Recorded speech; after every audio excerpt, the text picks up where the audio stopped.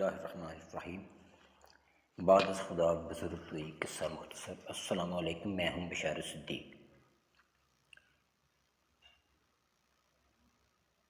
D G I S P R کی press conference کے آتے ہی پاکستان میں رحمتوں کی برسات ہو گئی۔ 300 ارب روپے کی گندم کرپشن ختم ہو گئی اور غالباً ایک روپیہ یوں واپس آیا کہ دوبارہ ایسی خبر سنی ہی نہیں۔ کسانوں کی زمین پر رلتی فصل سونے کے باؤ بک گئی، ورنہ کوئی نہ کوئی احتجاج کی خبر بھی ہوتی۔ بجلی، پٹرول، چینی، گھی بھی بس یوں سمجھ لیں کہ مفت میں بانٹے جانے لگے۔ مہنگائی کا تو کوئی ذکر ہی نہیں کسی بھی لاگ میں۔ اسٹیبلشمنٹ نے 9 مئی کا اتنا چورن بھیج دیا ہے کہ ان کا اپنا گلا ہی خراب ہو گیا ہے۔ اب اس کے علاج کے لیے انہوں نے کشمیر کا رخ کر لیا ہے۔ آزاد کشمیر میں بے چینی اور شدید اضطراب میں نے ایسی ویڈیوز دیکھی ہیں جن میں نوجوان کالی وردی والے پولیس والوں کو بری طرح سے زدوکوب کر رہے ہیں۔ کالی وردی کے پیچھے لکھا ہے نو فیئر۔ ویڈیو اور نوجوانوں کی بولی آزاد کشمیر کی ہے۔ ایسی صورتحال کبھی دیکھنے میں نہیں آئی۔ پاکستان میں جس بے دردی اور بے حسی کے ساتھ عوام اور احتجاج کو ڈیل کرنے کا سلسلہ شروع کیا اور آزاد کشمیر میں چلانا اسے اور KPK میں چلانا انتہائی خطرناک ہے۔ آزاد کشمیری مقبوضہ کشمیر کی آبادی سے نسلاً مختلف ہیں۔ وہ پاکستان اور پنجاب کے اندر جو ظلم کی داستان رقم کی گئی، اسے دیکھ کر ہر طرف پولیس نے وہی شروع کر دیا ہے۔ آزاد کشمیر میں پولیس اور عوام میں ایک مختلف تعلق رہا ہے۔ پولیس ہمیشہ مقامی ہوتی ہے اور پنجاب پولیس کی طرح کا رویہ وہاں دیکھنے میں نہیں آتا۔ موقع کی نزاکت کو سمجھنے کی ضرورت ہے۔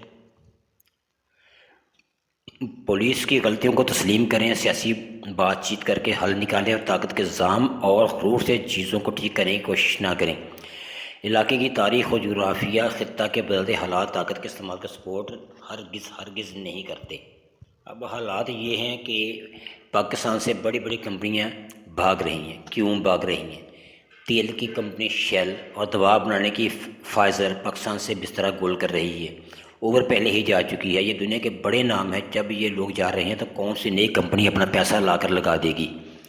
جو لوگ جھوٹی کہانیاں سنا کر خود ہی خوش ہو رہے ہیں، ان کے کان، آنکھیں اور دماغ بند لگتے ہیں۔ سعودی عرب سے امید تھی، وہ بھی پیچھے ہٹ گئے۔ قطر والے تو ٹھنڈ پروگرام چلا رہے ہیں۔ چین پریشان ہے، یہ کیسے لوگ ہیں؟ ہم سے اربوں خربوں مانگتے ہیں اور یہاں فیصلہ ہی نہیں ہوتا کہ کون الیکشن جیتا کون ہارا۔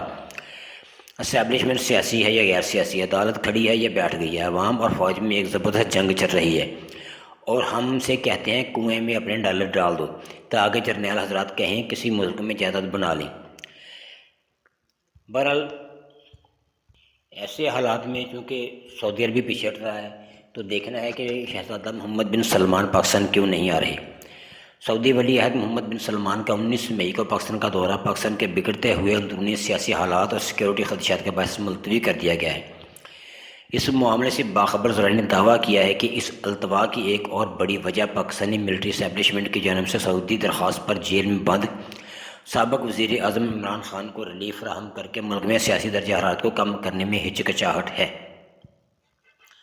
سعودی مداخلت پر عمران خان کو ریلیف فراہم کرنا ولی عہد شہزادہ محمد بن سلمان کے لیے خاص طور پر مسلم دنیا میں خان کے مقبولیت کو دیکھتے ہوئے عالمی PR کے فتح کا سبب بن سکتا ہے۔ یہ بھی حقیقت ہے کہ ولی عہد شہزادہ محمد بن سلمان کے عمران خان سے ذاتی تعلقات ہیں۔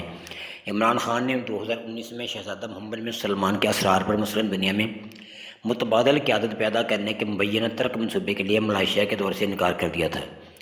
عمران خان کی آزادی کو آزاد کروائے بغیر پاکستان میں سرمایہ کاری کے منصوبوں پر دستخط کرنے سے سعودی عرب میں پہلے سے ہی نازک داخلی معاملات میں دراڑ پیدا ہو سکتی ہے، جہاں پاکستانی افرادی قوت کا بڑا حصہ ہے اور تقریباً سبھی عمران خان کی حمایت کرتے ہیں۔ اپنا اور اپنے دائیں بائیں دیگر احباب کا خیال رکھیے گا۔ ملتے ہیں اگلے ولاگ میں۔ خدا حافظ۔